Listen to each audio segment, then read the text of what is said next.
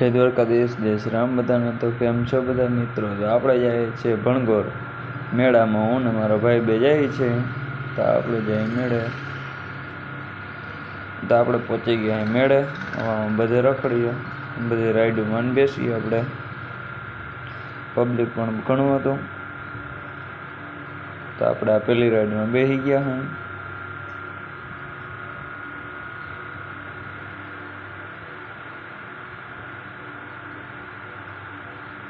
હવે આપણે બીજી રાઈડમાં બેસવા જઈએ।